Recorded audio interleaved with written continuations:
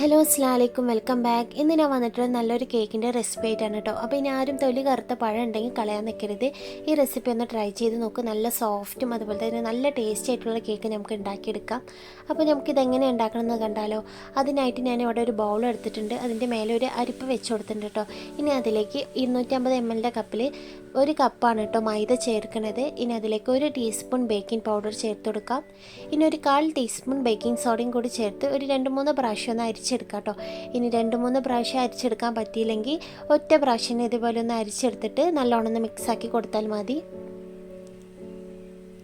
ഇപ്പോൾ ഞാനിവിടെ ഒറ്റ പ്രാവശ്യം അരിച്ചെടുത്തിട്ടുള്ളൂ. എന്നിട്ട് പിന്നെ ആ സ്പൂണും കൊണ്ടതിന് ആ പൊടി ഒന്ന് നല്ലോണം മിക്സാക്കി കൊടുക്കുന്നുണ്ട്. ഇനി അതൊന്ന് അവിടെ മാറ്റി വെക്കാം. അപ്പോൾ ഞാൻ ഇത് കണ്ടില്ലേ, നല്ല പഴുത്ത പഴം തന്നെയാണ് എടുത്തിരിക്കുന്നത്. തൊലിയൊക്കെ കറുത്ത പഴമാണ് എടുത്തിരിക്കുന്നത്. ഇനി നമുക്കിതൊന്ന് തൊലിയൊക്കെ കളഞ്ഞിട്ട് സ്ലൈസായിട്ടൊന്ന് അരിഞ്ഞെടുക്കാം. ഇനി ഒരു മിക്സിൻ്റെ ജാർ എടുക്കുക. അതിലേക്ക് ഞാനിവിടെ 3 മുട്ടയാണ് കേട്ടോ ഒഴിക്കുന്നത്. റൂം ടെമ്പറേച്ചറിലുള്ള മുട്ട എടുക്കാൻ തന്നെ ശ്രദ്ധിക്കണം കേട്ടോ. ഫ്രിഡ്ജിലുള്ള മുട്ടയാണെങ്കിൽ ഒരു 5-6 മണിക്കൂർ മുൻപ് പുറത്ത് വെച്ച് അതിൻ്റെ തണുപ്പ് മാറിയിട്ട് വേണം കേട്ടോ എടുക്കാൻ. ഇനി അതിലേക്ക് 1 ടീസ്പൂൺ വാനില എസൻസും കൂടി ചേർത്ത് കൊടുക്കുന്നുണ്ട്. ഇനി ഇതൊരു 30 സെക്കൻഡ് ഒന്ന് അടിച്ചെടുക്കാം കേട്ടോ. ഇത് ഒരുപാട് കട്ടിയുള്ള പഞ്ചസാര ആയതുകൊണ്ട് ഞാനൊന്ന് മിക്സിയിൽ പൊടിച്ചിട്ടാണ് ചേർക്കണത്. ഇനി തരിയുള്ള പഞ്ചസാരയാണെങ്കിൽ പൊടിക്കേണ്ട ആവശ്യമില്ല. അതൊരു 1/4 കപ്പ് ചേർത്ത് കൊടുത്താൽ മതി. ഇനി ഞാൻ പഞ്ചസാരയും കൂടി ചേർത്ത് നല്ലോണം അടിച്ചെടുത്തിട്ടുണ്ട്. ഇനി വേറൊരു ബൗളിലേക്ക് ഒഴിച്ചു കൊടുക്കാം. ഇനി അതിലേക്ക് ഒരു 1/4 കപ്പ് ഓയിൽ ഒഴിച്ചു കൊടുക്കുന്നുണ്ട്. ഓയിലും കൂടി ഒഴിച്ചു കൊടുത്തിട്ട് അതിലേക്ക് നമ്മൾ നേരത്തെ അരിച്ച് മാറ്റിയ പൊടികളും കൂടി ഒന്ന് ചേർത്ത് നല്ലോണം ഒന്ന് മിക്സ് ചെയ്ത് കൊടുക്കാം. അപ്പോൾ ഒരുപാട് സ്പീഡായിട്ട് ഇളക്കരുത് കേട്ടോ. ഞാനിപ്പോൾ സ്പീഡ് കൂട്ടണതുകൊണ്ട് നിങ്ങൾക്കിത് സ്പീഡായി തോന്നും. പക്ഷേ നമ്മൾ പതുക്കെ വേണം കേട്ടോ ഇത് മിക്സാക്കി എടുക്കാൻ. അപ്പോൾ കുറേച്ചേനെ വേണം കേട്ടോ പൊടിയിട്ട് മിക്സാക്കി എടുക്കാൻ. ഒക്കെപ്പാടെ ഇട്ടാൽ നമുക്ക് ഇത് ബുദ്ധിമുട്ടാവും. അപ്പോൾ കുറച്ച് പൊടി ഇട്ടിട്ട് ഒന്ന് മിക്സാക്കി എടുക്കാം. ഇപ്പോൾ ഇത് മിക്സായി വന്നിട്ടുണ്ട് കേട്ടോ. ഇനി നമ്മൾ നേരത്തെ സ്ലൈസായ പഴം ആ മിക്സിൻ്റെ ജാറിലേക്ക് തന്നെ ഇട്ടിട്ട് ഒന്ന് നല്ലോണം അരച്ചെടുക്കാം. ഇതിപ്പോൾ ഇതേപോലെ തന്നെ നേന്ത്രപ്പഴം ഒന്ന് അരച്ചെടുത്തിട്ടുണ്ട്. ഇനി അതും കൂടി ചേർത്തിട്ട് നല്ലോണം മിക്സ് ആക്കാം കേട്ടോ.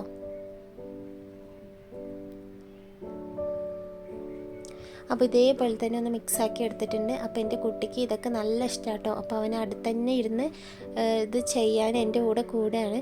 അപ്പോൾ ഞാനിവിടെ ഒരു കേക്കിൻ്റെ പാത്രം എടുത്തിട്ടുണ്ട്. അതിലേക്ക് കുറച്ച് ഓയിലൊന്ന് ബ്രഷ് ചെയ്ത് കൊടുത്തിട്ട് ഒരു ബട്ടർ പേപ്പർ വെച്ച് കൊടുത്തിട്ടുണ്ട് കേട്ടോ. ഇനി നമ്മൾ ഈ ബാറ്ററും കൂടി അതിലേക്ക് വെച്ച് കൈ കൊണ്ട് നല്ലോണം ഒന്ന് തട്ടി കൊടുക്കാം കേട്ടോ. എന്നാൽ തന്നെ അതിൻ്റെ എയർ ബബിൾസൊക്കെ ഒന്ന് പോയി കിട്ടുള്ളൂ. ഇനി ഞാനിവിടെ ഒരു 5 മിനിറ്റ് പ്രീ ഹീറ്റ് ചെയ്യാൻ വെച്ചേക്കാണ് കേട്ടോ പാത്രം. അപ്പോൾ നിങ്ങൾക്ക് ഏതെങ്കിലും ചെമ്പ് പാത്രം ഉണ്ടെങ്കിൽ അതൊന്ന് ഇതേപോലെ വെച്ച് കൊടുത്താൽ മതി. അതിലൊരു തട്ട് വെച്ച് കൊടുത്തിട്ട് നമ്മൾ കേക്കിൻ്റെ പാത്രം കൂടി ഒന്ന് വെച്ച് കൊടുക്കാം. എന്നിട്ടൊരു 30-35 മിനിറ്റോളം ഒന്ന് ബേക്ക് ചെയ്തെടുക്കാം കേട്ടോ. ഇപ്പോൾ നമ്മളെ കേക്കൊക്കെ നല്ലോണം ആയി വന്നിട്ടുണ്ട്. അപ്പോൾ ഞാൻ ഒരു ടൂത്ത് പിക്കും കൊണ്ട് ഒന്ന് കുത്തി കൊടുക്കണം കേട്ടോ. അപ്പോൾ എവിടെയും ഒട്ടിപ്പിടിച്ചിട്ടൊന്നുമില്ല. ഇനി ഒരു 5-10 മിനിറ്റ് ഒന്ന് ചൂടാറാൻ വെക്കാം. അതിനുശേഷം ഇതുപോലെ തന്നെ കത്തിയും കൊണ്ടൊന്ന് സൈഡിലൊക്കെ ആക്കി കൊടുത്ത് ഒരു പാത്രത്തിലേക്ക് തട്ടി കൊടുത്ത് നമ്മളെ കേക്ക് നല്ല രീതിയിൽ തന്നെ കിട്ടിയിട്ടുണ്ട് കേട്ടോ.